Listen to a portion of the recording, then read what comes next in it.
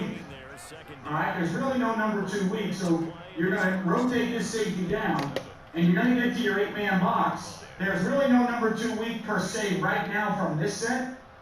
So now you get that weak side overhang. You're able to do the things on the number 1 you want to do. You're able to present that 8-man front. All right, but you're also able to get yourself in a position where this side, you can handle that seam route right there with your inside safety. Okay, now obviously without the effect of 4 verticals, it's easier for the safety to play. But for argument's sake, it allowed itself to adapt to where it could still be a Ripley's match principle to this side. And then this side with no number 2 threat coming vertical or no number 2 threat, it right away can morph itself into old country cover 3 stuff. Okay, so it's a coverage that was developed to take care of, or at least adapt to the issues it was facing without just getting rid of one high 8-man front and saying we don't have the dudes to play cover 1, we can't play single high safety, everything's middle of the field. That's not what they did. What they did was guys like Coach Saban and guys in the NFL, they found a way to adapt their defense so they didn't have to scrap the whole playbook. All right, because originally when they had to make some changes and they kind of scrapped a lot of the middle of the field close ideas, they ended up losing games because they couldn't stop the run with their split field safety stuff. So the game evolved, the game adapts, thanks to great coaches, thanks to great players, all right, whether it's Dan Marino or the quarterbacks in the NFL, they got people away from, all right, a lot of the country cover 3 stuff because the quarterbacks were too good. They were exploiting the seams, they were exploiting other throws that country cover 3 just couldn't handle.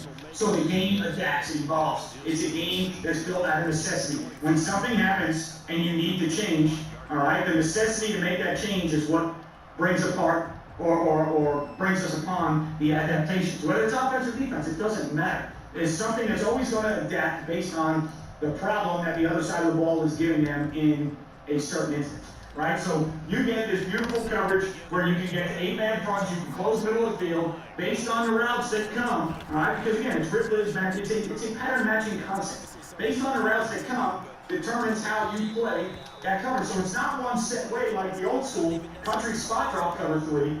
Drop to that spot, reroute, get your eyes on the QB vision and break. Okay, that's safe. All right, and I've done that before. I carried that up to 2020, we were still doing some vision and break cover 3 stuff. Why? Because it's safer, it's easier. And if you're not playing teams that can affect you a lot with 4 verticals, or you're not playing a quarterback who can make those throws without involving the free safety. So in other words, when the quarterback has to make some of those throws, your free safety is always going to be able to make plays because he can't throw it 30 yards or 26 yards or 22 yards in the seam with velocity, no trajectory. If you can't take advantage of those things, then you can get away with playing the safer version of country cover 3, spot drop cover 3, and here's why. Okay, I did a study on this 2 years ago in the offseason, in some of our 7-on-7 and some of our work in the summer. We installed a country cover 3, a spot drop cover 3. And what I found was, in 7-on-7, when the quarterback had plenty of time to throw and nobody in his face and he's back there just doing his thing, people would give up more completions in cover 3 because of the outmatching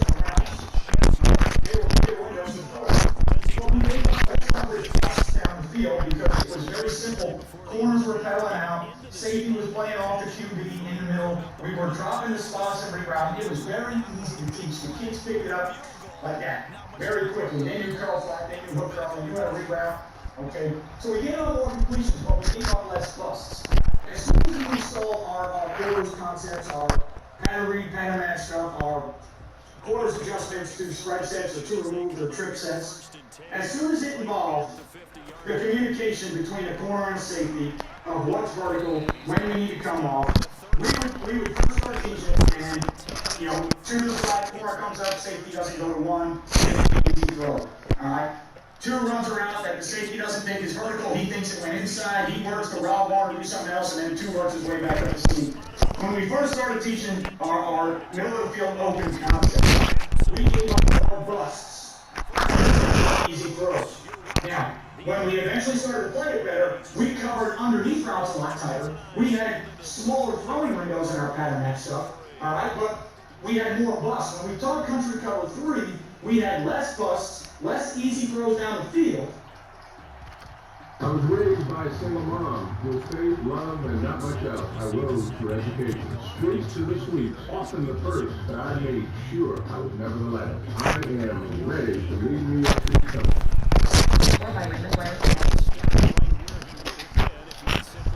Again, depending on the skill set of the quarterback. Okay, but we couldn't cover underneath stuff.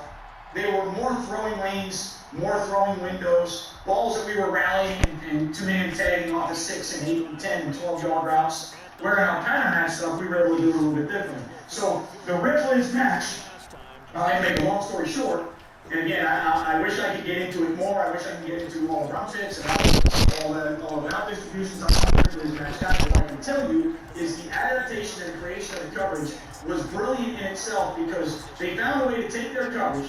They found a way to put Band-Aids on the things they needed to put Band-Aids on by creating a coverage that morphed into what they needed. All right? They didn't just come out and play 1-3. All right? They didn't just come out and play country cover 3. They played Ripley's match, and based on the routes, the coverage morphed into what they felt like they needed to defend those route progressions, which only makes sense. If you've got a coverage that's weak versus certain route progressions or certain route concepts, but you still need to carry that coverage, you need to figure out a way to tighten that coverage up versus those route concepts. We've all known about carrying other coverages, middle of the field open, middle of the field closed, changing your looks, changing how many high safeties you're playing.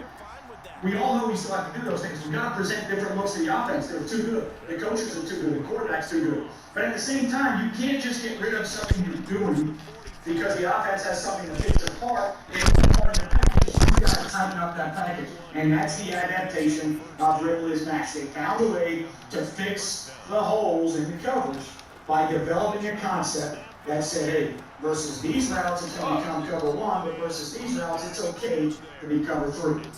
All right, and it's been around for the last 25, 30 years. If you want to go back and say it was the early 90s, all right, that Coach Saban came up with it when he was with the Cleveland Browns. Still playing at Alabama. A lot of schools are still playing it. A lot of schools still use it.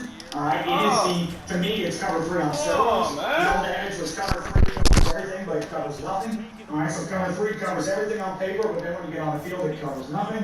Whether that's true or not, I don't know. I'm not making that argument. I'm just telling you that argument is out there. So basically, it's cover 3 on steroids. It's middle of the field close on steroids. It's the ability to play what you need to play versus what you are seeing. That's what makes the great one so great. That's what makes me thankful that there's so much football out there to study and understand why. You go back and you look at the history, you see where it came from. It came from somewhere for a reason. It came from spot drop, America's cover 3, country cover 3, vision and break, reroute verticals of people in the seam. It went from that, and it morphed into a pattern match deal where now versus the patterns they needed to see, 4 streaks, Seattle, I think Nick Saban calls it 4 bursts. It became exactly what they needed it to become, and they started helping their players with the throws that they couldn't help them with before versus the arm talent that was in the NFL.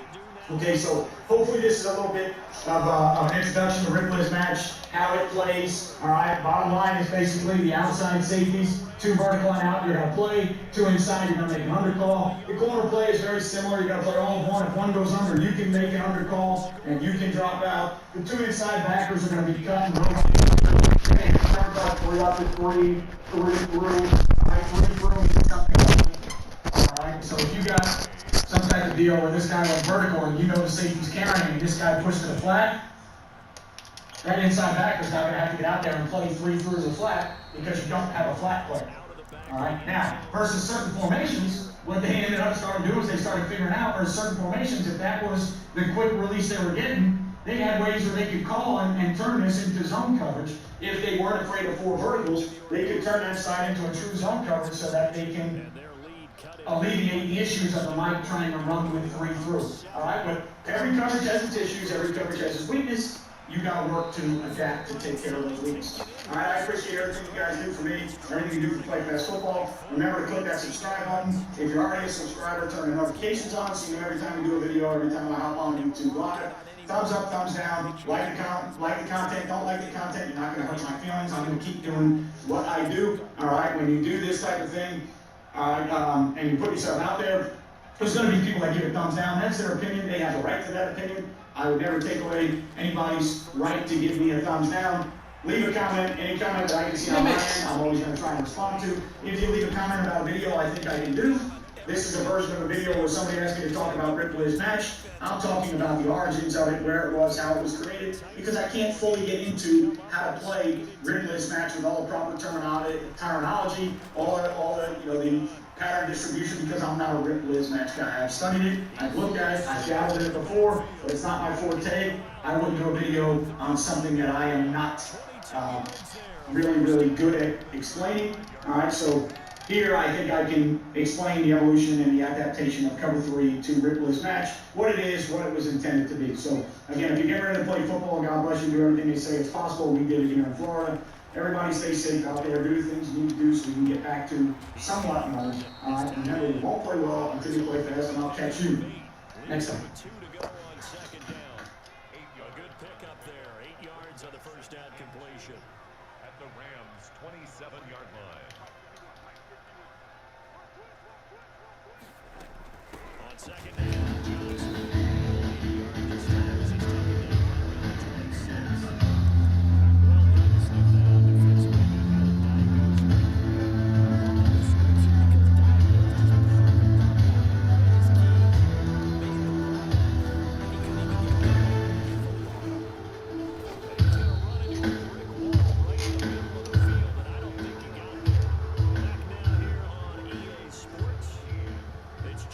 I can talk about middle of the field coverages and split safety coverages and the difference in how you can package them together to coach them. First of all, let me give you the philosophy of playing zone pass defense that we have. You know, first of all, you drop to an area, you reroute receivers that are running in areas that you would rather them not be. So drop and reroute is number one. Pattern match is number two. And this is with zone integrity. And number three is break on the ball. Now, that's our philosophy of playing pass defense. That's what we try to do. Now, there's three types of coverages that we play. We play zone, we play man-to-man, and we play zone man-to-man match coverage. Which means that once you buy one, you got man-to-man. After the pattern distribution, that's the difference. Does everybody understand what I'm talking about when I say after the pattern distribution? I'll just, everybody counts receivers either from outside in or 1 through 5 or whatever. But the way we try to coach our players on pass defense is that, let's just say they run a simple, what I call base 4 here. All right, now, this guy was 1, 2, 3, 4, 5, if you number that way from strong to weak, or 1 and 2 weak and 1, 2, 3 strong. Well, after the pattern distribution, who's won?